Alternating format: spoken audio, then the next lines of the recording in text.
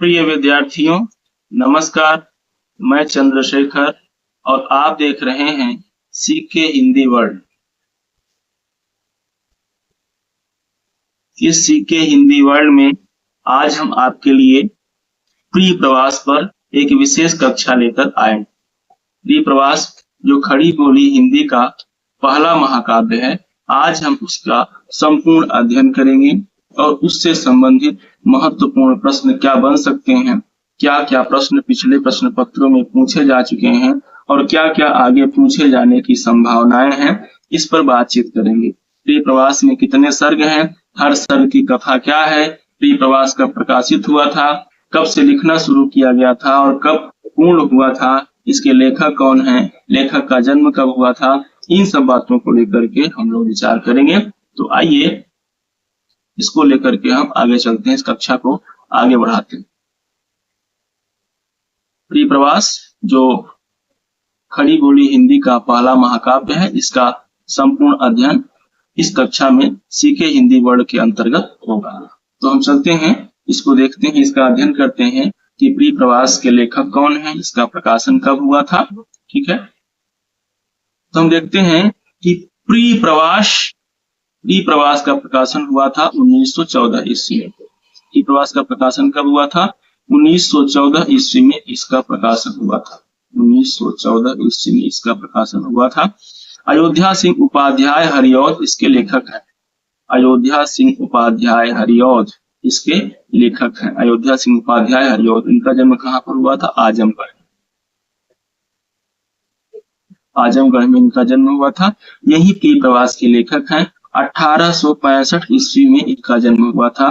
लेखकों का जन्म और उनकी रचनाओं के प्रकाशन का वर्ष दोनों याद रखना इसीलिए आवश्यक है क्योंकि रचनाओं के प्रकाशन वर्ष के अनुसार उनका आरोही क्रम पूछा जाता है और रचनाकारों के जन्मकाल के अनुसार उनका आरोही क्रम भी पूछा जाता है।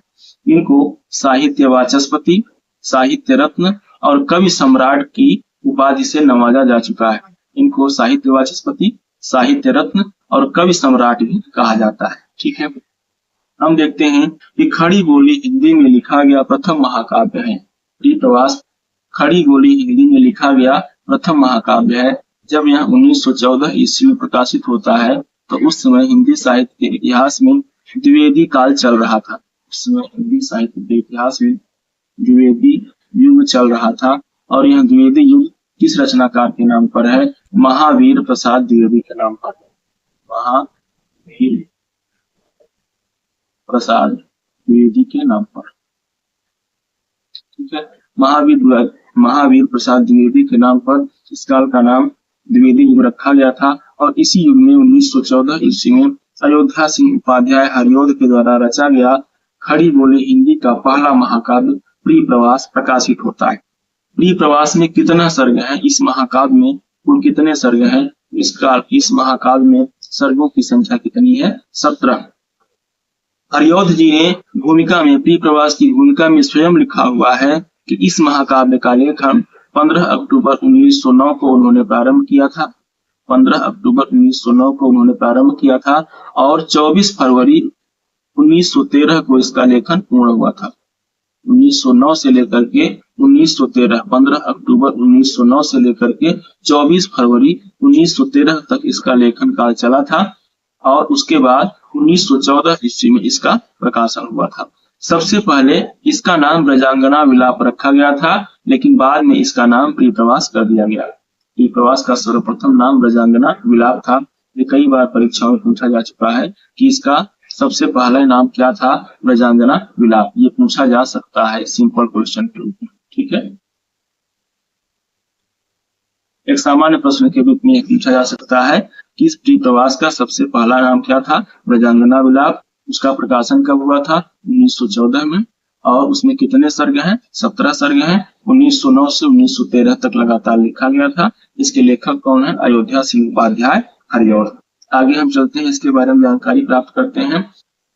तो हम देखते हैं कि इस महाकाव्य का प्रारंभ गोचारण के बाद शाम को, इस महाकाव्य का प्रारंभ, इसमें 17 सर्ग हैं और पहले सर्ग का प्रारंभ होता है गोचारण के बाद शाम को कृष्ण और अन्य गोपालकों के घर वापस लौटने से होता है। कृष्ण और उनके साथी अन्य गोपालक वन में गाय चराने गए हुए होते हैं और वो सब लोग वापस लौटते हैं। उसी समय पहला सर्ग शुरू होता है। कृष्ण के सौंदर्य का वर्णन होता है तथा प्राकृतिक सौंदर्य का वर्णन भी होता है। ठीक है, उस जब वापस लौट रहे होते हैं, गायें रहती हैं, गोपाल ग्वालवाल रहते हैं, श्री कृष्ण रहते हैं। प्रकृति के सौंदर्य का वर्णन और उन गोपाल ग्वालकों के और श्री कृष्ण के सौंदर्य के वर्णन के साथ पहला सर्ग, इस महाकाव्य का पहला सर्ग शुरू होता है और इस महाकाव्य का अंत होता है 17वें सर्ग में। तो 17वें सर्ग में क्या है? 17वें सर्ग में श्री कृष्ण वियोग में वृषभानुजा, वृषभानु की पुत्री राधा, वृषभानु प्लस जा, वृषभानु की पुत्री राधा के विश्व प्रेमिका बन जाने में होता है। श्री कृष्ण के वियोग में राधिका विश्व प्रेमिका बन जाती है। उनमें सेवा भाव उत्पन्न हो जाता है जब वो जानती हैं कि श्री कृष्ण सेवा करने के लिए, व्यापक जनता की, मानव समाज की सेवा करने के लिए मथुरा में जाकर के अपना कर्तव्य निर्वहन कर रहे हैं, तो वो भी विश्व प्रेमिका बन जाती हैं और उनके अंदर भी सेवा भाव उत्पन्न होता है जो व्यक्तिगत सुखों की अपेक्षा सामाजिक सुखों को और देश की उन्नति को प्राथमिकता देता है। ऐसा सेवा भाव उनके भीतर जागृत होता है। तो पहले सर्ग और 17वें सर्ग में ये कथा है। ठीक है, अब हम इसकी कथा वस्तु को एक एक सर्ग के द्वारा देखते हैं कि पहले सर्ग में क्या है, दूसरे सर्ग में क्या है, तीसरे सर्ग में क्या है। इसी तरह से 17वें सर्ग तक में इसकी कथा का विस्तार कहाँ तक है। पहले सर्ग में हम देखते हैं कि गोचारण करके शाम को वन से वापस लौटते हुए श्री कृष्ण अन्य गोपाल और प्रकृति के सौंदर्य का मनोहारी चित्रण हुआ है। श्री कृष्ण के, अन्य गोपालों के और प्रकृति के सौंदर्य का बड़ा ही मनोहारी चित्रण हुआ है। और इस सर्ग की शुरुआत किस छंद से होती है? द्रुत विलंबित छंद से होती है। द्रुत विलंबित छंद का नाम याद रखिए। इस सर्ग की शुरुआत किस छंद से होती है? द्रुत विलंबित छंद से होती है। यह बहुत ही इंपॉर्टेंट है, इसको पूछा जा सकता है, इसको याद रखिएगा। ठीक है, और सबसे बड़ी बात यह है कि यह पंक्ति भी, जो पहली 4 पंक्तियां हैं इस सर्ग की, पूरे महाकाव्य की जो शुरुआत होती है इन्हीं 4 पंक्तियों से होती है। दिवस का अवसान समीप था, गगन था कुछ लोहित हो चला, तरुशिखा पर थी अवराज थी, कमलिनी कुछ कुल वल्लभ की प्रभा। तो इस सर्ग की शुरुआत इन 4 पंक्तियों से होती है। इन 4 पंक्तियों में कौन सा छंद है यहाँ दिखा दिया गया, द्रुत विलंबित छंद से शुरू होती है ये पहला सर्ग। और पहले सर्ग की शुरुआत कहाँ से होती है? वन से गोचारण करके लौटते हुए श्री कृष्ण के सौंदर्य, प्रकृति सौंदर्य और अन्य गोपालकों के साथ पूरे सौंदर्य का मनोहारी चित्रण हुआ है। द्रुत विलंबित छंद से इसकी शुरुआत होती है। पूछा जा सकता है कि इस पंक्ति में, इन पंक्तियों में कौन सा छंद है? तो द्रुत विलंबित छंद है। कौन सा छंद है? द्रुत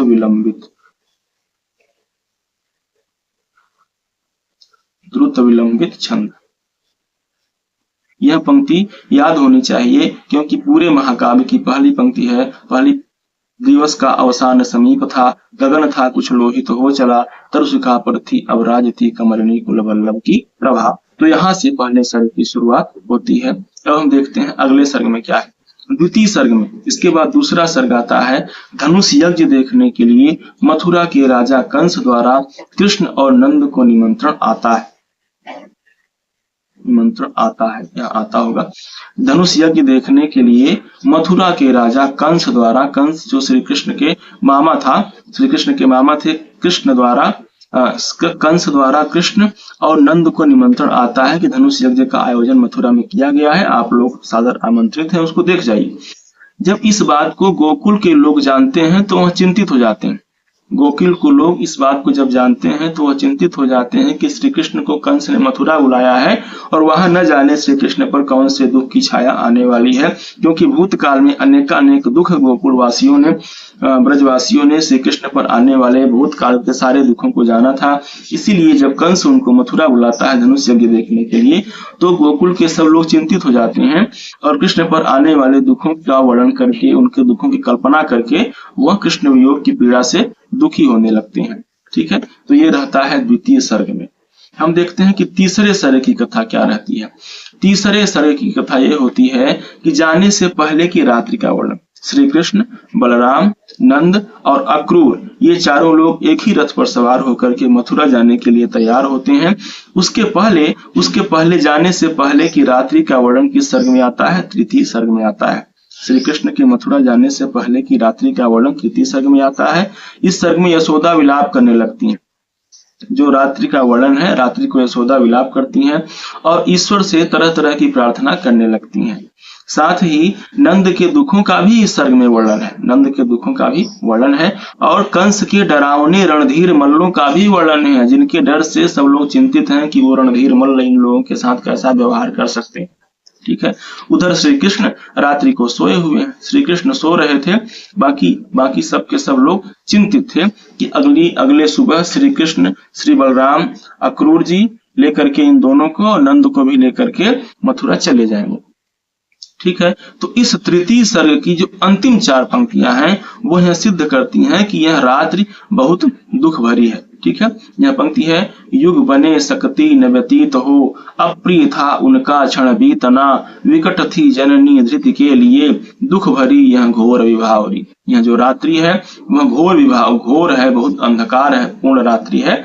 तो उस रात्रि को सब लोग दुखी हैं, यशोदा दुखी हैं, विलाप करती हैं, नंद के दुखों का वर्णन है, सब लोग दुखी हैं और इस सर्ग में कंस के डरावने रणधीर मल्लों का वर्णन है और उधर श्री कृष्ण आराम से सो रहे हैं। तो इन चारों पंक्ति, इस पंक्ति में, इन पंक्तियों में कौन सा किस छंद का प्रयोग हुआ है? यहाँ भी द्रुत विलंबित छंद का प्रयोग हुआ है। अब हम आगे चलते हैं और देखते हैं कि आगे की कथा क्या है। चतुर्थ सर्ग में श्री कृष्ण के मथुरा जाने की सूचना पाकर वृषभानुजा राधा की पीड़ा का वर्णन है। चौथे सर्ग में श्री कृष्ण मथुरा चले जाएंगे ऐसी सूचना जब वृषभानु की पुत्री राधा जानती हैं। वृषभानुजा का मतलब होता है वृषभानु प्लस जा, इससे बना हुआ है वृषभानुजा। तो वृषभानु की पुत्री, इसका अर्थ हुआ वृषभानु की पुत्री।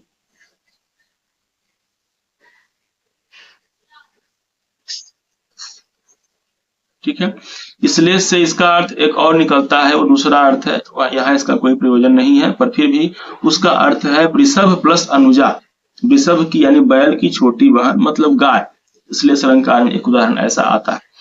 तो कृष्ण के मथुरा जाने की सूचना पाकर वृषभानुजा राधा, वृषभानु की पुत्री कौन है? राधा।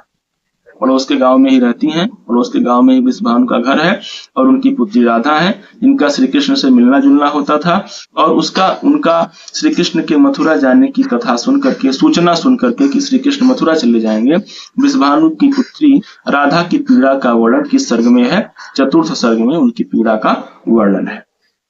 अब हम आगे देखते हैं कि आगे क्या है, पंचम सर्ग में क्या है।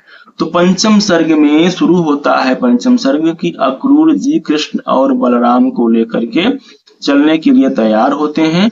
जब चलने के लिए तैयार हो जाते हैं तब गोकुल के सभी वृद्ध ग्रामवासी, जो ब्रजवासी होते हैं, वृद्ध ग्रामवासी, वृद्ध आभीर अपना दुख प्रकट करने लगते हैं। तब भी श्री कृष्ण और बलराम रथ पर बैठकर मथुरा जाने के लिए सज्ज हो जाते हैं। नंद रानी यशोदा नंद से अपने पुत्रों को सकुशल रखने की प्रार्थना करती हैं, क्योंकि नंद भी जा रहे हैं। नंद, अक्रूर, श्री कृष्ण और श्री बलराम 4 लोग चले जा रहे हैं मथुरा रथ पर बैठ करके। तो नंद रानी यशोदा नंद से कहती हैं कि हमारे पुत्रों का ख्याल रखिएगा, उनसे प्रार्थना करती हैं। और उसी के साथ ही एक कोई गोपी होती है जो धूल से संवाद करती हुई अपना दुख प्रकट करती है। जब वो लोग वहां मथुरा जा रहे होते हैं, सज्ज हो जाते हैं रथ पर बैठ करके, तो एक गोपी आती है और वो गोपी धूल से संवाद करती हुई, धूल मतलब मिट्टी, धूल से बातचीत करती हुई, संवाद करती हुई अपना दुख तरह तरह से प्रकट करती है। तो पंचम सर्ग की कथा ये है। उसके बाद हम आगे चलते हैं, छठवें सर्ग में देखते हैं क्या है। छठवां सर्ग इस दृष्टि से बहुत ही इंपॉर्टेंट है। जैसे पहले सर्ग की वो पंक्ति थी कि उसी तरह से यहाँ छठवें सर्ग की भी यह पंक्ति, यहाँ भी एक सी कथा इंपॉर्टेंट है कि राधा हवा को अपनी संदेश वाहिका बनाती है। राधा जो वृषभानु की पुत्री है, राधा श्री कृष्ण की प्रेयसी है राधा, वो क्या करती हैं कि हवा को अपनी संदेश वाहिका बनाती हैं। हवा से कहती हैं कि तुम जा करके हमारा दुख पूर्ण समाचार, हमारी वियोगावस्था का समाचार श्री कृष्ण को देना। मथुरा जाकर के हमारा समाचार श्री कृष्ण को देना कि हम तो आपके बिना बहुत परेशान हैं, दुखी हैं, पीड़ित हैं। तो वो हवा को किसको बनाती हैं? हवा को अपनी संदेश वाहिका बनाती हैं। यहीं पर पवन दूतिका प्रसंग है। पवन को दूत बना करके भेजती है, पवन दूतिका, हवा को दूत बनाती है, पवन दूत। ठीक है।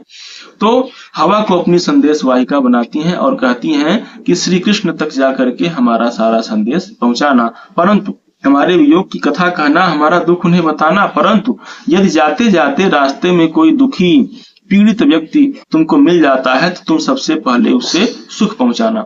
हवा से कहती हैं कि तुम सबसे पहले मेरे दुखों को ध्यान में न रख करके सबसे पहले उन लोगों के दुखों को ध्यान में रखना जो रास्ते में तुमको पीड़ित मिल जाए। अगर रास्ते में कोई तुमको पीड़ित मिलता है तो सबसे पहले उसको सुख पहुंचाना। ठीक है। अब यहाँ राधा की थोड़ा सा पीड़ा का भी वर्णन है। तो मंदाक्रांता छंद में हरिऔध जी लिखते हैं, ये मंदाक्रांता छंद का उदाहरण है। मंदाक्रांता छंद में हरिऔध जी लिखते हैं कि राधा कह रही हैं, मेरे प्यारे नौ जलद से कंज के से नेत्र वाले, मेरे प्यारे नौ जलद से कंज से नेत्र वाले, जाके आए न मधुबन से और न भेजा संदेशा, मैं रो रो के प्रिय विरह में बावली हो रही हूँ, जाके मेरी सब दुख कथा श्याम को तो सुना दे। किससे कह रही हैं? हवा से।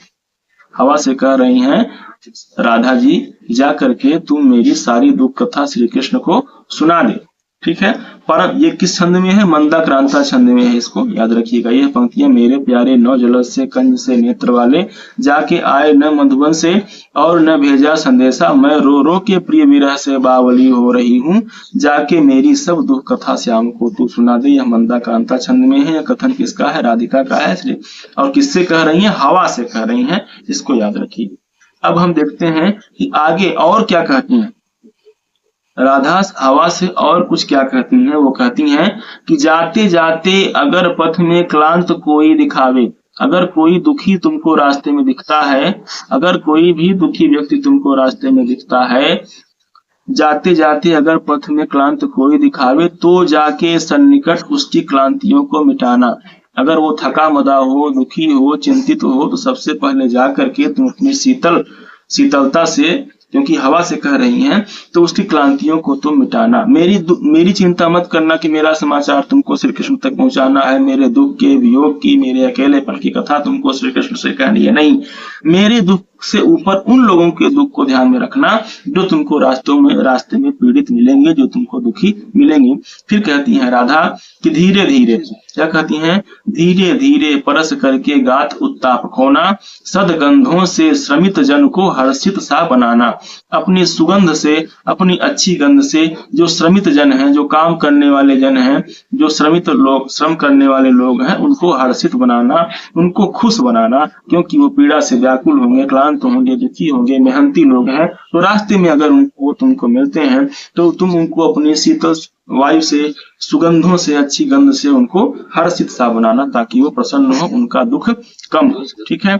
फिर आगे हम देखते हैं कि राधा और कहती हैं उसी हवा से, और राधा कहती हैं कि तेरी जैसी मृदु पवन से सर्वथा शांतिकामी, कोई रोगी पथिक पथ में जो पड़ा हो कहीं, तो मेरी सारी दुखमय दशा भूल उत्कंठ हो। कि अगर कोई आपको कोई पथिक रोगी पथ में पड़ा दिख जावे, कोई रोगी व्यक्ति हो जो रास्ते में जा रहा हो और रास्ते में ही पड़ा हो, तो मेरी सारी दुखमय दशा भूल उत्कंठ हो। कि मेरी सारी दुखमय दशा को भूल जाना। ये मत सोचना कि मैं श्री कृष्ण के वियोग में बावली हो रही हूँ, दुखी हो रही हूँ, पीड़ित हूँ, अकेली हूँ। तो मेरी इन सारी दुख दशाओं को भूल जाना, और तुमको जो रास्ते में दुखी, रोगी, क्लांत, पीड़ित व्यक्ति मिले, उनको जाकर के खोना सारा कलुष उसका, शांति सर्वांग होना।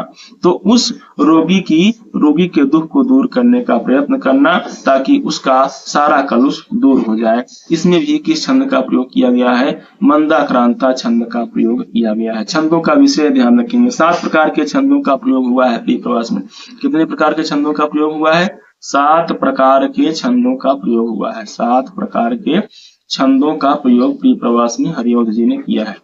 छंदों का प्रयोग हुआ है।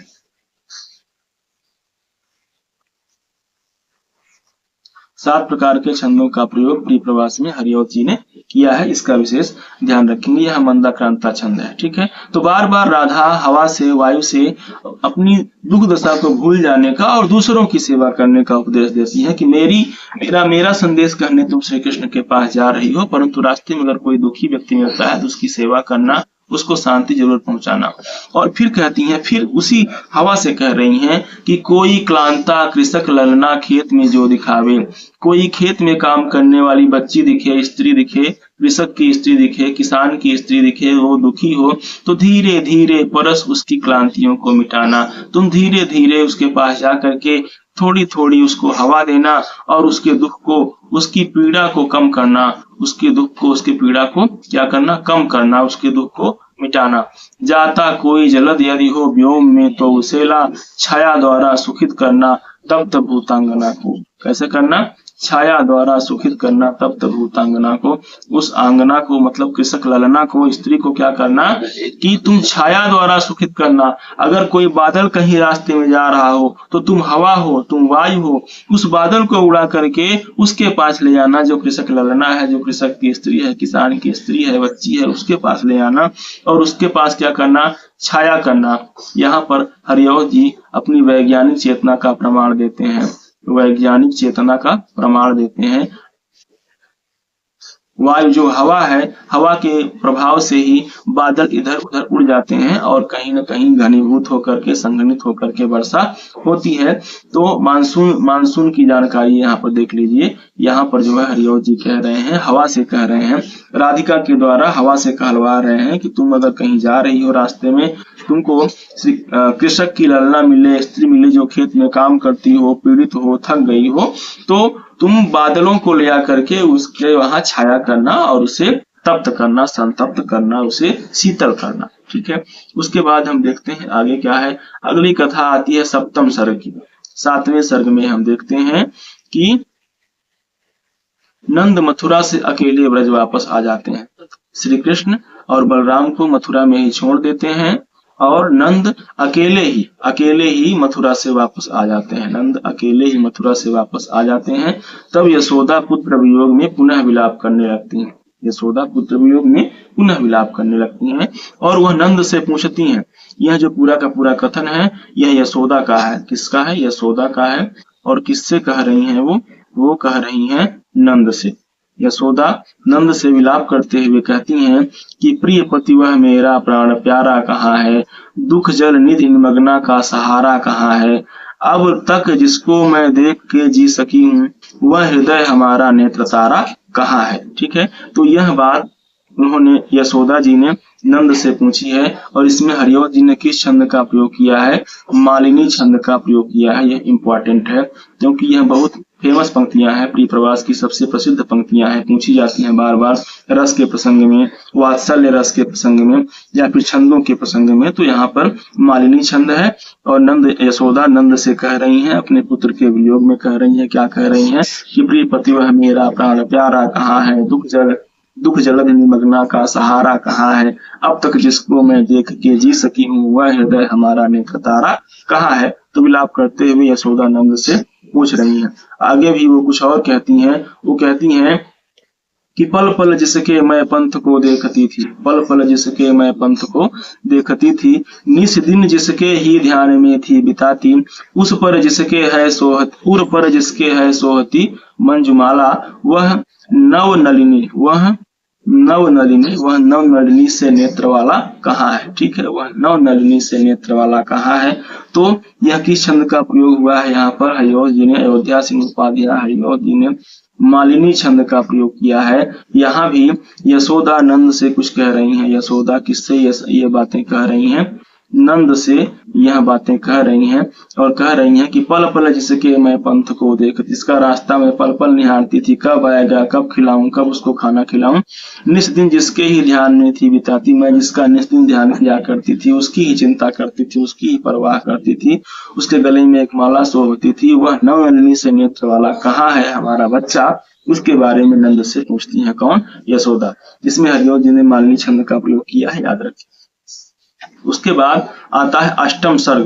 तो 8वें सर्ग में श्री कृष्ण के बाल सौंदर्य का स्मृति परक वर्णन है। 8वें सर्ग में श्री कृष्ण के बाल सौंदर्य का वर्णन है। और कैसा वर्णन है? स्मृति परक वर्णन है। मतलब प्रिय प्रवास का कोई न कोई पात्र आता है, प्रिय प्रवास में कोई न कोई पात्र अष्टम सर्ग में आता है और वो बाल कृष्ण की, जो बचपन के कृष्ण थे, कृष्ण के बचपन के दिनों की याद करता हुआ श्री कृष्ण के बचपन के सौंदर्य का वर्णन करता है। ठीक है, उनके बाल सौंदर्य का वर्णन करता है कि कोई न कोई दूसरा पात्र आकर के, हरियोध नहीं करते हैं। ठीक है, याद रहे। इस कथा में, इस प्रिय प्रवास में कृष्ण के बारे में जो भी बातें कही गई हैं, उनकी विशेषताओं का वर्णन किया गया है, उनके द्वारा भूतकाल में किए गए कार्यों का वर्णन किया गया है, साहसिक कार्यों के, दुस्साहसिक कार्यों का जो वर्णन किया गया है, वो सब किसी न किसी पात्र के द्वारा स्मृतियों के रूप में हरियों जी ने कहलवाया है। ठीक है, अब हम आगे देखते हैं अगले सर्ग में क्या है। 9वें सर्ग में बहुत इंपॉर्टेंट सर्ग है, ये बहुत महत्वपूर्ण सर्ग ये है। इस सर्ग में उद्धव का ब्रज में आगमन होता है। यह सर्ग इंपॉर्टेंट इसलिए है क्योंकि इस सर्ग में उद्धव का ब्रज में आगमन होता है। ठीक है, ये इंपॉर्टेंट है, पूछा जा सकता है कि किस सर्ग में उद्धव का ब्रज में आगमन होता है, इसको याद रखें। किस सर्ग में उद्धव का ब्रज में आगमन होता है, तो 9वें सर्ग में, इसको याद रखिए। पवन दूती का प्रसंग किस सर्ग में है? 6वें सर्ग में पवन दूती का प्रसंग था, जिसमें राधा हवा को अपना दोस्त बना करके श्री कृष्ण के पास भेज रही थी। अब यहाँ पे 9वें सर्ग में उद्धव का ब्रज में आगमन होता है और इसी सर्ग में फलदार वृक्षों, फूलों, फलों, पशुओं, यमुना नदी आदि की सुंदरता का वर्णन किया गया है। ब्रजवासियों का उद्धव के पास उपस्थित होना दिखाया गया है। जब उद्धव आते हैं तो ब्रजवासी उनके पास चले जाते हैं, इकट्ठा होते हैं। साथ ही साथ एक और महत्वपूर्ण बात, यमुना नदी के अनेक पर्यायवाची शब्दों का प्रयोग इस सर्ग में मिलता है। यमुना नदी के 4, 5, 6 नहीं, अनेक पर्यायवाची शब्दों का प्रयोग इस 9वें सर्ग में आपको देखने को मिलेगा। पढ़ेंगे तो बहुत आनंदित होंगे। बहुत अच्छा सर्ग है यह। प्रिय प्रवास बहुत ही अच्छा महाकाव्य है, आप इसको देखेंगे। उसके बाद हम चलते हैं 10वें सर्ग में। 10वें सर्ग में देखते हैं नंद और यशोदा का उद्धव को अपना दुख सुनाना। जब उद्धव आते हैं, आ ही गए हैं 9वें सर्ग में, तो नंद और यशोदा दोनों मिलकर के उद्धव को क्या करते हैं, अपना दुख सुनाते हैं और कृष्ण की स्मृतियों का वर्णन करते हैं। कृष्ण को याद कर करके दुखी होते हैं और उसी दुख को उद्धव को सुनाते हैं। यशोदा को पुत्र के खाने पीने की चिंता बहुत रहती है। वो अपने पुत्र की खूब चिंता करती हैं, परेशान होती हैं कि वो मेरा बच्चा खा पी रहा होगा या नहीं, उसके साथ कौन सी दुर्घटना न घट जाए, क्या कर रहा होगा वो, उसका ख्याल कौन रखेगा। परंतु फिर वो यह जान करके सुखी महसूस करती हैं कि आखिर श्री कृष्ण है तो देवकी के सुपुत्र, उन्होंने उनके गर्भ से जन्म लिया था, मैं तो उनकी पालक माता हूँ। ठीक है, तो किंतु वह देवकी के सुख से सुखी महसूस करती हैं, क्योंकि देवकी के गर्भ से ही जन्म लिया था श्री कृष्ण ने। तो वह इस बात से सुखी महसूस करती हैं कि मेरे पास तो श्री कृष्ण इतने दिनों तक रहे हैं, मेरा बच्चा है जिसे मैंने खिलाया है, पिलाया है। लेकिन वो माँ जो जेल में बंद थी, जो कैद खाने में थी, उनको श्री कृष्ण मिले होंगे, वो सुख महसूस कर रही होंगी, तो इसी सुख में इनका भी सुख है। ठीक है, यहाँ पर जो भाईचारे की भावना होती है, यूनिवर्सल स्पिरिट जिसको कहा जाता है, वहाँ थोड़ा सा देखने को मिलता है। बहनापे की भावना यहाँ पर दिखाई देती है। बहनापा यहाँ लिख लेते हैं, बहनापा यहाँ दिखाई देता है। ठीक है, उसके बाद आगे देखते हैं 11वें सर्ग में क्या है। एकादश सर्ग में, यह भी याद करने के लिए बहुत महत्वपूर्ण सर्ग है कि इसमें काली नाग के दमन का प्रकरण है। काली नाग के दमन की कथा 11वें सर्ग में आती है, इसलिए इसको याद रखिएगा। ठीक है, इसको याद रखिएगा कि काली नाग के दमन की कथा किस सर्ग में आती है, 11वें सर्ग में आती है। और ये भी कथा स्मृतियों में है। कोई न कोई पात्र आकर के यह सुनाने लगता है उद्धव से या किसी दूसरे से कि बचपन में श्री कृष्ण ने ऐसे ऐसे कारनामे किए थे, काली नाग का दमन भी उन्होंने किया था। तो उनकी स्मृति में, उनके दुख में सब लोग दुखी हैं कि वो आज हमारे साथ नहीं है। तो काली नाग के दमन की कथा किस सर्ग में है? एकादश 11वें सर्ग में है। काली नाग से यमुना नदी को मुक्त कर ब्रजवासियों को कृष्ण द्वारा निश्चिंत करने की कथा एक वृद्ध ने उद्धव को सुनाई थी। ठीक है, ये कथा एक वृद्ध ने उद्धव को सुनाई कि श्री कृष्ण जब बचपन में ऐसा काम कर चुके हैं। ठीक है, उसके बाद हम अगले सर्ग में देखते हैं द्वादश सर्ग। यह भी बहुत इंपॉर्टेंट है। 12वां सर्ग भी बहुत इंपॉर्टेंट है, क्योंकि इसमें गोवर्धन पर्वत का प्रकरण है। हम लोग ये कथा सुनते आ रहे हैं कि ब्रजवासियों को श्री कृष्ण ने इंद्र के प्रकोप से बचाने के लिए गोवर्धन पर्वत को अपनी सबसे छोटी उंगली पर धारण करके सब लोगों को उसके नीचे बसा दिया था और उनकी सुरक्षा की। ठीक है, तो वही प्रसंग इस द्वादश सर्ग में है। प्रिय प्रवास के 12वें सर्ग में गोवर्धन पर्वत का प्रकरण है गोवर्धन पर्वत के बारे में लिखा गया है, परंतु फिर भी वैसा नहीं लिखा गया है जैसा हम लोग पहले से पढ़ते आए हैं। इसमें कतिपय परिवर्तन है, थोड़ा सा परिवर्तन है, और आधुनिक दृष्टि से यह बहुत ही इंपॉर्टेंट परिवर्तन है, इस पर ध्यान देने की आवश्यकता है। घोर वर्षा होती है, आंधी आती है, तूफान आता है, बिजली कड़कती है, उसके साथ ही लोगों को गांव से निकाल करके श्री कृष्ण उन्हें गोवर्धन पर्वत पर बसाते हैं। गोवर्धन पर्वत को उंगली पर उठा करके उसके नीचे उनको सुरक्षित नहीं करते हैं, पर्वत पर ही ले जा करके बसाते हैं। वहां पेड़ पौधे और पहाड़ है, पत्थर है, वहीं ले जा करके बसाते हैं, क्योंकि नीची एरिया में तो पानी भर गया है बरसात होने से, तो वहां निकाल करके उनको बसाते हैं गोवर्धन पर्वत पर। प्रकृति के क्रुद्ध होने का विवरण हरिऔध जी ने किया है। यहाँ भी वैज्ञानिक दृष्टि का परिचय दिया है हरिऔध जी ने इस महाकाव्य में अपनी वैज्ञानिक दृष्टि का परिचय दिया है, इसलिए यह महाकाव्य बहुत ही महत्वपूर्ण हो जाता है हिंदी साहित्य के इतिहास में। यह महाकाव्य अपनी विशेष उपलब्धि के कारण यह विशेष माना जाता है, इसको ध्यान में रखने की आवश्यकता है। प्रकृति के क्रुद्ध होने का वर्णन करते हैं। प्रकृति के क्रुद्ध होने से ही इस तरह की आंधी तूफान बिजली इतना बरस रही है, पड़ रही है कि लोग परेशान हैं, पानी भर जाता है, बाढ़ आती है। गोवर्धन पर्वत पर श्री कृष्ण ले जाकर के सारे ब्रजवासियों को बसा देते हैं, अपनी सूझबूझ का परिचय देते हैं। इस प्रिय प्रवास महाकाव्य में इंद्र के क्रोधित होने वाला कोई भी प्रकरण नहीं है, इसलिए इस पर विशेष ध्यान दीजिएगा कि इंद्र के क्रोधित होने का कोई प्रकरण नहीं है। यहाँ पर कोई शुद्ध वैज्ञानिक दृष्टि से सारे वर्णन किए गए हैं। गोवर्धन पर्वत को उंगली पर धारण करने की कथा को उन्होंने ऐसे बताया है हरिऔध जी ने कि लख लख अपार प्रसार गिरीन्द्र में ब्रजधराधिप के प्रिय पुत्र का सकल लोग कहने लगे उसे रख लिया उंगली पर श्याम ने। ठीक है, मतलब कि उनके अपार कारनामे को देख करके, उनकी सूझबूझ को देख करके उन्होंने ले जाकर के गोवर्धन पर्वत पर लोगों को बसा दिया। तो ब्रजधराधिप मतलब ब्रजधारा के जो अधिपति हैं, जो राजा हैं, नंद जी हैं, उनके प्रिय पुत्र श्री कृष्ण का यह काम देख करके ब्रज के सारे लोग कहने लगे कि जैसे श्री कृष्ण ने उंगली पर गोवर्धन पर्वत को धारण कर लिया हो, ऐसा प्रतीकात्मक रूप से ये कहने लगे। तो वो कथा को थोड़ा सा बदल करके अयोध्या सिंह उपाध्याय हरिऔध जी ने बहुत ही वैज्ञानिक ढंग से प्रस्तुत किया है। आधुनिकता की दृष्टि से यह महाकाव्य बहुत ही महत्वपूर्ण है। अब इन पंक्तियों में भी कौन सा छंद है? द्रुत विलंबित छंद का प्रयोग हुआ है, इसको ध्यान में रखिएगा।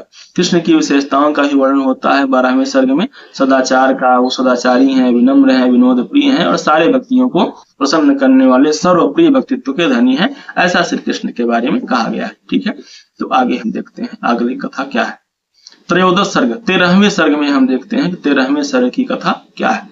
13वें सर्ग में कृष्ण की विशेषताओं का वर्णन किया गया है। अन्य विशेषताओं का, बहुत सारी विशेषताएं थी उनकी कि वो राजा के पुत्र थे, एक तो राजपुत्र थे, उनकी सेवा में सैकड़ों सेवक थे, उनके सेवा में अनेक सेवक थे, सैकड़ों सेवक थे, फिर भी वह ग्वाल वालों के साथ, छोटे बड़े बच्चों के साथ रहा करते थे, उनके साथ खेलते थे, यमुना में तैरते थे, नदी में तैरते थे, कदम की शाखा पर बैठते थे, सामान्य वस्तुओं घटनाओं को भी विशेष दृष्टि से वो देखते थे। उनका नजरिया व्यापक था, वो बहुत विशेष दृष्टि से सामान्य वस्तुओं को भी देखते थे और काफी चिंतन मनन करते थे, तर्क उपस्थित करते थे।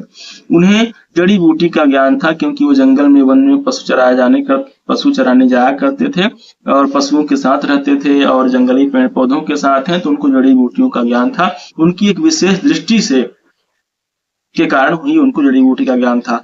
वन के दुष्ट जानवरों को वो मारते थे। एक बार एक विशाल काय विषधर सर्प आ गया ब्रज में, जिसकी विष की ज्वाला में पशु पक्षी कीड़े मकोड़े सब जल जाते थे। इतना विषैला था वो कि उसके विष की ज्वाला में क्या करते थे, सब जल जाते थे। तो वह पर्वत में रहता था अक्सर, परंतु भूख मिटाने के लिए बीच बीच में गांव में आया करता था।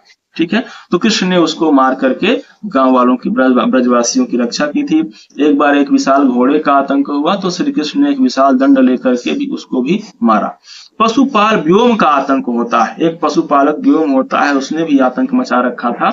वो गलत काम करता था, अपराध भरे काम करता था। वह अबोध और सीधे साधे ग्वाल वालों को वन में अनेक कष्ट देता था, बहुत कष्ट देता था। कभी वह गाय के बछड़े को चुरा ले जाता था, तो कभी उनको पानी में बोर देता था और कभी उनका अंग भंग कर देता था। ठीक है, तो इन सब स्थितियों से परेशान होकर के लोग श्री कृष्ण के पास गए होंगे, तो श्री कृष्ण ने उसका निराकरण किया। ठीक है, तो इस सर्ग में हिंसा और अहिंसा पर भी विचार किया गया है, क्योंकि यहाँ पर पशुपाल व्योम का आतंक बहुत था, तो पशुपाल व्योम को भी श्री कृष्ण ने अंत में जाकर के उसका वध कर दिया था, उसको मारा था। और उसको मारने से पहले, उसका वध करने से पहले श्री कृष्ण ने हिंसा और अहिंसा की तमाम स्थितियों परिस्थितियों पर भी बातचीत किया था और ये समझाया था कि हिंसा कब और किस लिए जरूरी हो जाती है। वैसे तो अहिंसा ही सर्वश्रेष्ठ है, अहिंसा ही परम धर्म है। एक पिपीलिका को भी नहीं मारना चाहिए, एक चींटी को भी नहीं मारना चाहिए, परंतु ऐसी कौन सी स्थितियां हैं जिन स्थितियों में हिंसा करना हमारा धर्म हो जाता है, उन स्थितियों के बारे में भी श्री कृष्ण ने विचार किया है। ठीक है, तो इस सर्ग में श्री कृष्ण ने हिंसा और अहिंसा पर विचार किया है। ठीक है, अयोध्या सिंह उपाध्याय हरिऔध जी ने स्वयं ही श्री कृष्ण के माध्यम से, इस प्रवास के माध्यम से हिंसा और अहिंसा पर विचार किया है। उस समय गांधी जी भारत में आने वाले थे, उनकी विचारधारा फैल रही थी। ठीक है, और कृष्ण ने पशुपाल व्योम को मारने से पहले हिंसा और अहिंसा की स्थितियों परिस्थितियों पर विचार किया। वह क्या कहते हैं इस बारे में, वो बताते हैं कि अवश्य हिंसा अति निंद्य कर्म है। हिंसा को वह अति निंद्य कर्म बताते हैं, अवश्य ही निंद्य कर्म है, निंदित कर्म है, तथापि कर्तव्य प्रधान है यही। लेकिन फिर भी इस समय यही कर्तव्य प्रधान हो जाता है कि न सद्य हो पूरित सर्प आदि से वसुंधरा में पनपे न पातकी। लेकिन हिंसा हमारे लिए तब आवश्यक हो जाती है जब वसुंधरा में धरती पर पातकी पापी जन्म लेते हैं और वो लोगों को अनेक तरह तरह से कष्ट देते हैं, तो उनका वध करने के लिए हिंसा कर्म आवश्यक हो जाता है। न सद्य हो पूरित सर्प आदि से वसुंधरा में जन्म ले न पातकी, वसुंधरा में जन्म पातकी अगर ले लेते हैं तो भी हमको हिंसा की आवश्यकता पड़ती है, नहीं तो कोई आवश्यकता नहीं है। हमारा कर्तव्य प्रधान है, हिंसा से हो चाहे अहिंसा से हो। उसके बाद हम देखते हैं और क्या कह रहे हैं श्री कृष्ण, और कहते हैं, वो कहते हैं कि मनुष्य का एक पिपीलिका कभी न वध्य है जो न श्रेय हेतु हो, न पाप है किंच पुनीत कार्य है, पिशाच कर्मी नर की वध क्रिया।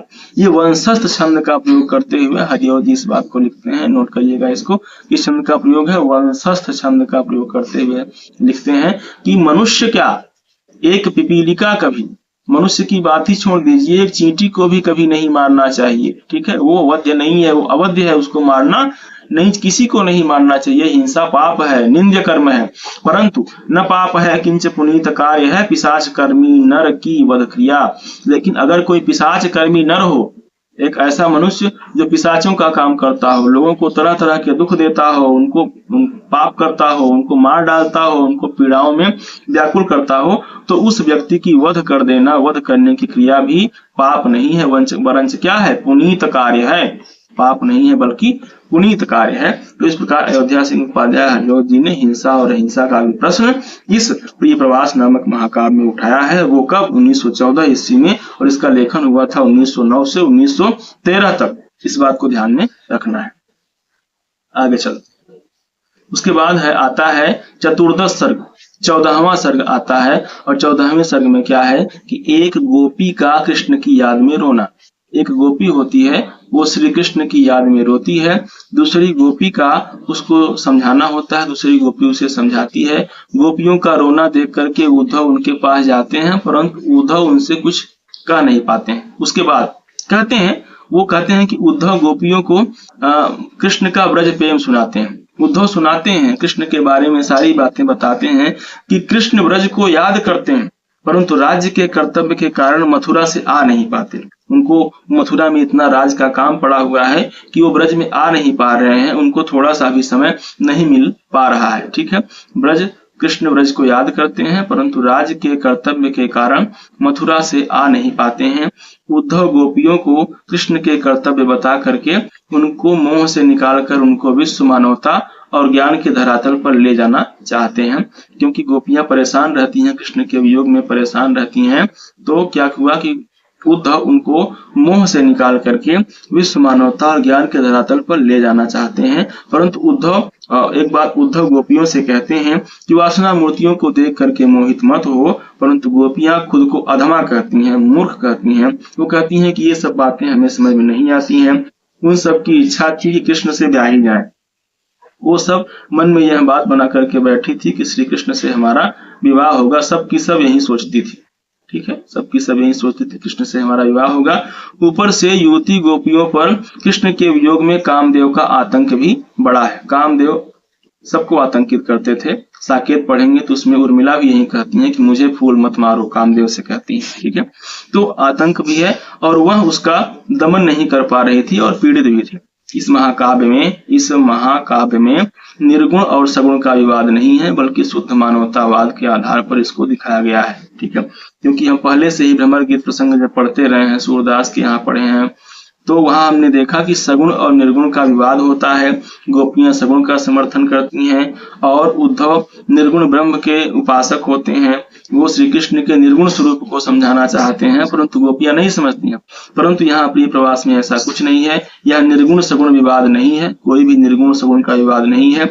यहाँ गोपियों को उद्धव विशुद्ध मानवतावाद सिखाना चाहते हैं और ज्ञान के धरातल पर ले जाना चाहते हैं कि कर्तव्य को प्रधानता दो। ये क्या इन सब चीजों में पड़ी हुई हो। श्री कृष्ण अपने कर्तव्य को ध्यान में रख करके अपना काम कर रहे हैं, व्यापक मानवता की सेवा कर रहे हैं। उनको समय नहीं है आने का, आना तो चाहते हैं परंतु समय नहीं है। तो तुम लोग भी ऐसे ही करो, इस सब चीजों में लगो, श्री कृष्ण के प्रति कुछ बुरा मत सोचो कि वो नहीं आ रहे हैं। उसके बाद हम देखते हैं 15वां सर्ग की कथा क्या है। 15वें सर्ग में है कि एक ब्रजबाला फूलों से अपने अनेक प्रकार की बातें करती है। ठीक है, एक ब्रज की बालिका होती है, वो फूलों से अनेक प्रकार की बातें करती है, अपना दुख कहती है, कृष्ण का वियोग उनसे फूलों से कहती है। और उद्धव सब देखते हैं पर कुछ उससे उस बाला से कह नहीं पाते। ठीक है, वो बाला कहती है, फूलों से ही बात करते हुए कहती है। यहाँ पर ये कहने के लिए अयोध्या सिंह उपाध्याय हरिऔध जी ने मंदाक्रांता छंद का प्रयोग किया है। मंदाक्रांता छंद में वो क्या कह रहे हैं कि वो बाला कहती है, क्यों होते हैं पुरुष इतने प्यार में शून्य कोरे।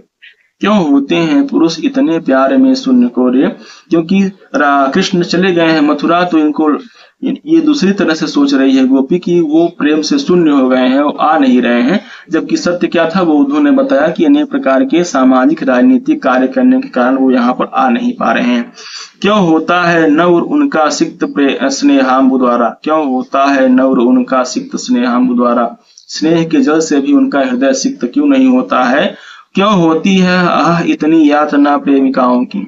क्यों होती है इतनी यातना प्रेमिकाओं की, वो वही ब्रजबाला कह रही है। क्यों बाधा और विपदमय है प्रेम का पंथ होता। यह जो प्रेम का पंथ है बाधामय और विपदमय क्यों होता है। बोधा ने भी आगे चल पीछे ही रीतिकाल में क्या कहा था, यहाँ प्रेम को पंथ कराल महा तलवार की धार पे धावनो है। तो एक तलवार की धार ये भी है कि आपको सामाजिक मर्यादाओं का, कर्तव्यों का वहन करना होता है। श्री कृष्ण अपने कर्तव्यों का वहन करने के लिए कहाँ चले गए हैं, मथुरा। ठीक है, तो कर्तव्यों का वहन करने के लिए ही यहाँ पर प्रिय प्रवास एक तरह से बहुत अच्छी बातें लिख रहा है।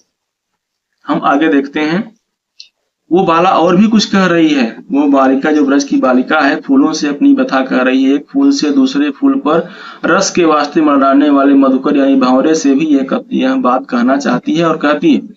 जो एक फूल से दूसरे फूल पर रस लेने के लिए जो मधुकर भंवरा जा रहा होता है, उससे बात करते हुए कहती है कि नौ नौ कुसुमों के पास जा मुग्ध हो, नए नए फूलों के पास जा करके तुम मुग्ध होते हो। गुनगुन करता है चाव से बैठता है, गुनगुन करते हो और चाव से उस सबके ऊपर बैठते हो, पर कुछ सुनता है तू न मेरी व्यथाएं। मधुकर इतना क्यों हो गया निर्दयी है। ठीक है, मधुकर बहुत निर्दयी हो गया है, भंवर निर्दयी हो गया है, मेरी बातों को क्यों नहीं सुनता है। तुम कभी इधर जाते हो कभी उधर जाते हो। तो इसको लिखने के लिए किस छंद का प्रयोग किया है, अयोध्या सिंह उपाध्याय हरिऔध जी ने मालिनी छंद का प्रयोग किया है। ठीक है, छंदों के बारे में जरूर जानते रहिए। उसके बाद हम देखते हैं कि 16वां सर्ग आता है, यह भी इम्पोर्टेंट है। 16वें सर्ग में विरहिणी राधिका का लोकोपकारी रूप दिखाया गया है। विरहिणी राधिका का लोकोपकारी रूप किसमें दिखाया गया है, 16वें सर्ग में दिखाया गया है। राधा सृष्टि के कण कण में कृष्ण का रूप देखने लगती है। राधिका जो होती है वृषभानु की पुत्री राधा वृषभानुजा होती हैं, वो सृष्टि के कण कण में श्री कृष्ण का रूप देखने लगती हैं। राधा उद्धव से जब कुछ कहती हैं तब बहुत ज्ञानी प्रतीत होती हैं। ऐसा लगता है राधा ही बहुत ज्ञानी हो गई हैं, कर्तव्य भावना को समझती हैं। राधा का नया रूप देख करके, यह राधा का नया रूप लेकर के वृषभानु की पुत्री वृषभानुजा राधा का नया रूप लेकर के यह महाकाव्य सामने आता है, जो बहुत ही इंपॉर्टेंट है। द्विवेदी युग में, उस समय जब भारत अंग्रेजों के अधीन था, उस समय यह सेवा भाव लेकर के जब आते हैं अयोध्या सिंह उपाध्याय हरिऔध जी, तो यह बहुत महत्वपूर्ण मायने रखता है। अब राधा अपने मन की बातें बताते हुए उद्धव से कहती हैं या उनके अपने मन के विचार व्यक्त करती हैं कि प्यारे आवे सुबयन कहें, प्यार से गोद लेवें, ठंडे होवे नयन, दुख हो दूर मैं मोद पाऊं, ऐ भी है भाव मम और के और ए भी भाव भी हैं, कि प्यारे जीवें जग हित करें, गेह चाहे न आवे। ठीक है। मंदा क्रांता छंद का प्रयोग करते हुए अयोध्या सिंह उपाध्याय हरिऔध जी कहते हैं कि राधा कहती हैं कि प्यारे घर आवें, हमें गले से लगावें, गोद में लें और हमारे नयन ठंडे हों, हमारा दुख दूर हो जाए, हम प्रसन्न हो। लेकिन हमारे मन में ये भाव भी है, लेकिन हमारे मन में वो भाव ही है कि श्री कृष्ण चाहे न आवे, लेकिन वो जीते रहें और जगत हित का कार्य करते रहें और हमारे पास चाहे न आवे। तो ये यहाँ पर एक तरह से एक तो व्यक्तिगत भावना है, एक तरह से व्यक्तिगत भावना है, और दूसरी तरफ सामाजिक भाव भी है। व्यक्तिगत और सामाजिक भाव का द्वंद्व भी चल रहा है। ठीक है। व्यक्तिगत रूप से राधिका चाहती है कि श्री कृष्ण आवे, हमारे साथ रहें और हमें गोद लेवें और हमारा दुख दूर हो, हमारे नयन ठंडे हो, हम उन्हें देखें, मैं खुश रहूं। लेकिन उसके बाद उनके मन में ये भी भाव है कि वो घर चाहे न आवे, हमारे मन में ये भाव है, हमारा निजी मसला है, हमारे मन में ये भाव है, परंतु हम ये भी चाहते हैं कि वो घर चाहे न आवे, वो समाज हित का काम करते रहे। ठीक है। और जुग जुग जिए, ऐसा मंद क्रांता छंद में अयोध्या सिंह उपाध्याय हरिऔध जी राधा से कहलवाते हैं। ठीक है। आगे हम देखते हैं, अंतिम सर्ग है 17वां सर्ग, अंतिम सर्ग है इस प्रवास का, कि उद्धव मथुरा लौट जाते हैं। 17वें सर्ग में, किस सर्ग में आए थे? 9वें सर्ग में आए थे, और 17वें सर्ग में वो मथुरा को लौट जाते हैं। फिर एक दिन समाचार आता है ब्रज में कि श्री कृष्ण जरासंध के आतंक से मथुरा छोड़ करके द्वारका चले जाते हैं। ठीक है। और राधा प्रतिदिन यशोदा के घर जाती है, उनकी सेवा करती हैं और गोपालकों को लेकर के श्री कृष्ण लीला करवाती हैं राधिका, और वो विश्व प्रेमिका बन जाती हैं। ठीक है। वो संपूर्ण विश्व से प्रेम करने लगती हैं, सेवा भाव का जन्म उनके मन में आता है। और वो अंतिम में प्रिय प्रवास के 17वें सर्ग के अंतिम में, जैसे हमने पहले सर्ग के पहली 4 पंक्तियां आपको बताया, वैसे ही 17वें सर्ग की अंतिम 4 पंक्तियां जो मंदा क्रांता छंद में हरिऔध जी ने लिखा हुआ है, वो ये है कि सच्चे स्नेही अवन जन के देश के श्याम जैसे, राधा जैसी सदै हृदया विश्व प्रेमानुरक्ता, हे विश्वात्मा भरत भू के अंक में और होवे, ऐसी व्यापी विरह घटना किंतु कोई न होवे। मतलब ये तो चाहता है कवि, कवि तो ये चाहते हैं, और हरिऔध जी ये चाहते हैं, सब ये चाहते हैं कि इस पृथ्वी पर श्याम जैसे, कृष्ण जैसे कर्तव्य परायण और राधा जैसी विश्व से प्रेम करने वाली या कर्तव्य को समझ लेने वाली, ठीक है, सेवा भाव को अपने भीतर जागृत कर लेने वाले इन दोनों व्यक्तियों का होना जरूरी है। राधा जैसी सरल हृदया विश्व प्रेमानुरक्ता होना भी जरूरी है। श्री कृष्ण जैसे कर्तव्य परायण होना भी जरूरी है। इस भरतपुर में, इस देश में होना जरूरी है। और लोग ऐसे आवे, लेकिन ऐसी व्यापी विरह घटना किंतु कोई न हो। ऐसे लोग आवे तो, किंतु दोनों के बीच की जो विरह घटना है, यह विरह न घटने पावे। ऐसी विरह घटना घटती है तो बहुत पीड़ा होती है, भीतर से पीड़ा होती है। तो ऐसे अयोध्या सिंह उपाध्याय हरिऔध जी 17वें सर्ग के अंत में लिखते हैं। कोई भी महाकाव्य जब आप पढ़ते हैं, वो बहुत अच्छा महाकाव्य है, तो इसके पहले सर्ग की पहली कुछ पंक्तियां और अंतिम सर्ग की अंतिम कुछ पंक्तियां अवश्य ही याद रहना चाहिए। यह बहुत महत्वपूर्ण होता है। ठीक है। अब हम आगे चलते हैं और देखते हैं कि इस महाकाव्य में किन किन छंदों का प्रयोग हुआ है। तो हमने पहले ही बता दिया कि इस प्रिय प्रवास महाकाव्य में 7 प्रकार के छंदों का प्रयोग किया गया है। 7 प्रकार के छंदों का प्रयोग, 7 प्रकार के छंद कौन कौन से हैं?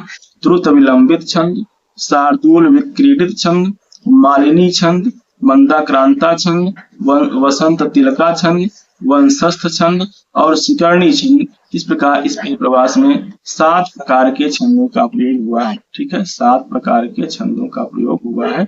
ये नाम आपके सामने है, याद रखिएगा। आपसे प्रश्न पूछा जा सकता है कि कौन सा छंद, किस छंद का प्रयोग प्रिय प्रवास में हुआ है अथवा किस छंद का प्रयोग प्रिय प्रवास में नहीं हुआ है। तो विकल्प में आपके पास दोहा हो सकता है, विकल्प में आपके पास चौपाई हो सकता है, ठीक है, विकल्प में आपके पास सोरठा हो सकता है। ठीक है। तो इन सारे छंदों का प्रयोग प्रिय प्रवास में नहीं किया गया है, इन छंदों का प्रयोग किया गया है। इन छंदों को आप ध्यान में रखिएगा।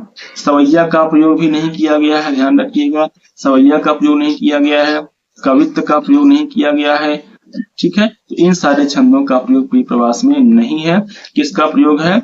द्रुत विलंबित छंद का, शार्दूल विक्रीडित छंद है, मालिनी छंद है, मंदाक्रांता छंद है, वसंत तिलका छंद है और वंशज छंद है। इसको ध्यान में रखिएगा। और शिखंडी छंद है। 7 प्रकार के छंदों का प्रयोग प्रियप्रवास में हुआ है। अब हिंदी संसार हरिऔध जिसको कवि सम्राट के रूप में याद करता है, हम शुरू में ही बता चुके हैं, यहाँ भी देख लेते हैं कि हिंदी संसार हरिऔध जी को किस रूप में याद करता है। साहित्य वाचस्पति थे, कवि सम्राट के रूप में याद करता है। 1914 में प्रियप्रवास का प्रकाशन होता है और इस रचना पर हिंदी का उस समय का सर्वोत्तम पुरस्कार मंगला प्रसाद पारितोषिक पुरस्कार इन्हें प्रदान किया गया था। ये याद रखिएगा। यह पूछा जा सकता है, इसी नेट के एग्जाम में पूछा भी गया है कि किस रचना पर मंगला प्रसाद पारितोषिक पुरस्कार प्राप्त हुआ है। किस रचना पर मंगला प्रसाद पारितोषिक प्रदान किया गया था? अयोध्या सिंह उपाध्याय हरिऔध पर। या फिर किस रचना पर, निम्नलिखित में से किन किन रचनाओं पर मंगला प्रसाद पारितोषिक पुरस्कार दिया जा चुका है? तो एक उनमें से प्रियप्रवास है। इस बात को याद रखिएगा, बहुत ही इंपॉर्टेंट प्रश्न है।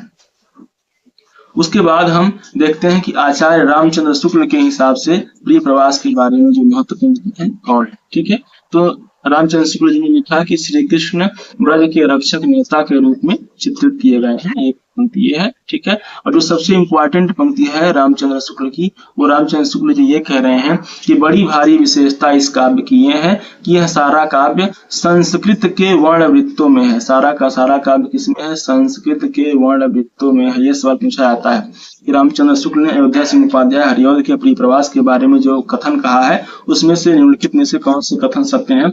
तो पहला तो यही है कि बड़ी भारी विशेषता इस काव्य की ये है कि यह सारा काव्य संस्कृत के वर्ण वृत्तों में है, जिसमें अधिक परिमाण में रचना करना कठिन काम है। ठीक है, यह कथन किसका है? आचार्य रामचंद्र शुक्ल का। उन्होंने 1929 ईस्वी में जब हिंदी साहित्य का इतिहास लिखा था तो उसमें ये प्रियप्रवास के बारे में लिखे हैं। आगे वह प्रियप्रवास के बारे में और भी लिखते हैं कि यह काव्य अधिकतर भाव व्यंजनात्मक और वर्णनात्मक है। यह काव्य कैसा है? अधिकतर भाव व्यंजनात्मक और वर्णनात्मक है। इसको याद रखने की जरूरत है, क्योंकि पूछेगा कि यह काव्य संस्कृत के वर्ण वृत्तों में है। शुक्ल जी का यह कथन सही है। फिर अधिकतर भाव व्यंजनात्मक और वर्णनात्मक है, यह भी कथन शुक्ल जी का ही है, सही है। और कृष्ण के चले जाने पर ब्रज की दशा का अच्छा वर्णन है, यह भी शुक्ल जी का कथन है। इसको याद रखिए। ठीक है, उसके बाद आगे चलते हैं। रामचंद्र शुक्ल जी ने और भी इसके बारे में, प्रियप्रवास के बारे में बहुत महत्वपूर्ण बात कही है कि इसकी कथा वस्तु एक महाकाव्य क्या अच्छे प्रबंध काव्य के लिए भी अपर्याप्त है। इंपॉर्टेंट कथन है। ये कथन पूछेगा कि शुक्ल जी का यह कथन प्रियप्रवास के बारे में सत्य है या असत्य है। मतलब शुक्ल जी ने यह बात कही है अथवा नहीं। तो ये बात शुक्ल जी ने कहा है कि इसकी कथा वस्तु एक महाकाव्य क्या अच्छे प्रबंध काव्य के लिए अपर्याप्त है, अतः प्रबंध काव्य के सब अवयव इसमें कहाँ से आ सकते हैं। ठीक है, किसी के वियोग में कैसी कैसी बातें मन में उठती हैं और क्या क्या कह करके लोग रोते हैं, इसका जहां तक विस्तार हो सका है किया गया है। यह सकारात्मक बात है। परंपरा पालन के लिए जो दृश्य वर्णन है वे किसी बगीचे में लगे हुए पेड़ पौधों के नाम गिनाने के समान है, शुक्ल जी ने इसको कहा है। और इसी से शायद करील का नाम छूट गया है। करील का नाम, बहुत सारे पेड़ पौधों, वृक्षों, फूलों, फलों का नाम अयोध्या सिंह उपाध्याय हरिऔध के प्रियप्रवास में आपको मिलेगा, लेकिन करील का नाम छूट गया है। तो थोड़ा सा यहाँ पर हास्यास्पद लहजे में व्यंग के रूप में शुक्ल जी कह रहे हैं कि परंपरा पालन के लिए बहुत सारे दृश्य इसमें भरे गए हैं। ठीक है, पेड़ पौधों के नाम गिनाने के समान है। और नाम गिनाते हुए उन्होंने करील का नाम हरिऔध जी को भूल गया होगा, ऐसा शुक्ल जी कह रहे हैं। तो ऊपर ये याद रखिएगा कि इसकी कथा वस्तु एक महाकाव्य का अच्छे प्रबंध काव्य के लिए भी अपर्याप्त है। शुक्ल जी यह बहुत महत्वपूर्ण कथन कहते हैं। आगे चलते हैं। हजारी प्रसाद द्विवेदी का यह कथन बहुत इंपॉर्टेंट है। हजारी प्रसाद द्विवेदी यह कहते हैं कि प्रियप्रवास में सहज संगीत, उदार सेवा वृत्ति और समंजस भाव योजना का बड़ा सुंदर समावेश है। यह कथन बहुत ही इंपॉर्टेंट है। यह आपके यूजीसी नेट जेआरएफ की परीक्षा में पूछा जाएगा, पक्का पूछा जा सकता है किसी न किसी रूप में, क्योंकि अच्छा कथन है कि प्रियप्रवास में सहज संगीत, उदार सेवा वृत्ति और समंजस भाव योजना का बड़ा सुंदर समावेश है। ठीक है, अगला कथन हम देख लेते हैं। अयोध्या सिंह उपाध्याय हरिऔध के प्रियप्रवास के ध्यान में रखते हुए हजारी प्रसाद द्विवेदी लिखते हैं कि भाषा पर इनका बहुत अच्छा अधिकार था। ठीक है, हजारी प्रसाद द्विवेदी ने किसके बारे में कहा है? हरिऔध जी के बारे में कहा है। हरिऔध जी के बारे में कहा है कि भाषा पर इनका बहुत अच्छा अधिकार है। ठीक, आगे हम चलते हैं। और भी कुछ महत्वपूर्ण बातें हैं, इन पर विचार कर लेते हैं। तो ये महत्वपूर्ण बात क्या है कि मैंने श्री कृष्णचंद्र को इस ग्रंथ में एक महापुरुष के भांति अंकित किया है, ब्रह्म करके नहीं। अयोध्या सिंह उपाध्याय हरिऔध ने अपने प्रिय प्रवास के बारे में कहा है, अपने प्रिय प्रवास के बारे में कहा है कि मैंने श्री कृष्णचंद्र को इस ग्रंथ में एक महापुरुष की भांति अंकित किया है, ब्रह्म करके नहीं। ठीक है, तो इस कथन को किसने कहा है? अयोध्या सिंह उपाध्याय हरिऔध ने इस कथन को कहा है। अपने ही प्रिय प्रवास के बारे में अयोध्या सिंह उपाध्याय हरिऔध जी ने इस कथन को कहा है। ठीक है, उसके बाद अयोध्या सिंह उपाध्याय हरिऔध अपने प्रिय प्रवास की भूमिका में एक बात और कहते हैं कि मुझमें महाकाव्यकार होने की योग्यता नहीं है, मेरी प्रतिभा ऐसी सर्वतोमुखी नहीं जो महाकाव्य के लिए उपयुक्त उपस्कर संग्रह करने में कृतकार्य हो सके। अपनी असमर्थता जाहिर कर रहे हैं एक तरह से, जैसे तुलसीदास जी कह रहे थे कवित विवेक एक नहीं मोरे, सत्य कहानी कागज कोरे, तो वैसे ये भी थोड़ा सा कह रहे हैं। अतएव मैं किस मुख से कह सकता हूँ कि प्रिय प्रवास के बन जाने से खड़ी बोली ने एक महाकाव्य न होने की न्यूनता दूर हो गई।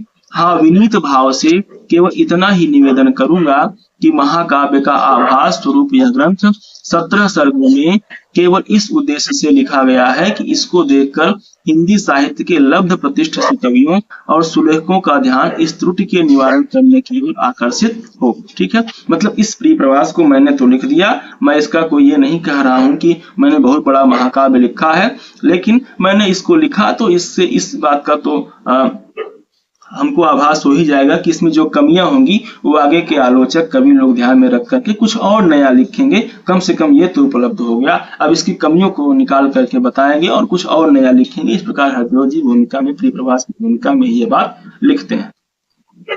आगे प्रिय प्रवास के बारे में महत्वपूर्ण बात यह है कि प्रिय प्रवास खड़ी बोली हिंदी में लिखा गया पहला महाकाव्य है।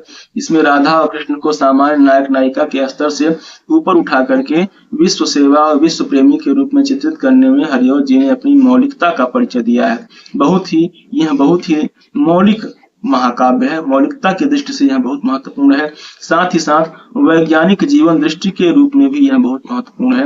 वैज्ञानिक जीवन दृष्टि का भी परिचय दिया है हरिऔध जी ने, वैज्ञानिक जीवन दृष्टि का भी परिचय हरिऔध जी ने दिया हुआ है। नवीन प्रसंगों की उद्भावना भी इन्होंने इसमें की है। ठीक है, अब हम देखते हैं एक और भूमिका में ही हरिऔध जी ने खुद ही एक बात कही है प्रिय प्रवास के बारे में कि प्रिय प्रवास एक सशक्त विप्रलंभ काव्य है जिसकी रचना प्रेम और श्रृंगार के विभिन्न पक्षों को लेकर की गई है। इस ग्रंथ का विषय श्री कृष्ण की मथुरा यात्रा है, इसी कारण इसका नाम प्रिय प्रवास है।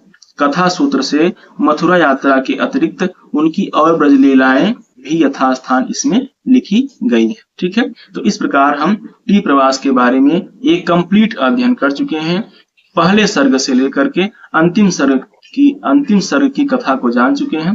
प्रिय प्रवास में हम पहले सर्ग से लेकर के अंतिम सर्ग की कथा को जान चुके हैं। हमने पहला सर्ग देखा, पहले सर्ग से लेकर के हम 17वें सर्ग तक गए। 17वें सर्ग तक की हमने पूरी कथा को जाना और कथा में बीच बीच में कैसे कैसे प्रसंग हैं, पहले कौन से प्रसंग आया है, उसके बाद कौन सा प्रसंग आया है, उसके बाद कौन सा प्रसंग आया है, पहले पवन दूती का प्रसंग आया है, फिर काली नाग के दमन का प्रसंग आया है, फिर कौन सा प्रसंग है, उद्धव के आगमन आते हैं, फिर उद्धव का आगमन होता है, काली नाग का दमन होता है, फिर गोवर्धन पर्वत का प्रकरण है। ठीक है, तो कई तरह के जो प्रकरण है हमने उनको क्रम से बताए हैं। क्रमबद्धता का विशेष ध्यान रखेंगे और इससे सवाल पूछे जा सकते हैं, इसका ध्यान रखेंगे। इस प्रकार हमने सीके हिंदी वर्ल्ड के अंतर्गत प्रिय प्रवास पर एक पूरा संपूर्ण अध्ययन किया। प्रिय प्रवास का जो खड़ी बोली हिंदी का पहला महाकाव्य है, इसका हमने संपूर्ण अध्ययन किया। ठीक है, और अगली कक्षा में हम किसी अगले विषय पर लेकर के बातचीत करेंगे। आप इसको देखिए, चैनल पे नए हैं इसको लाइक करिए, सब्सक्राइब करिए, शेयर करिए। ठीक है, इसको पढ़ते रहिए, फिर हम अगले क्लास में मिलेंगे। नमस्कार।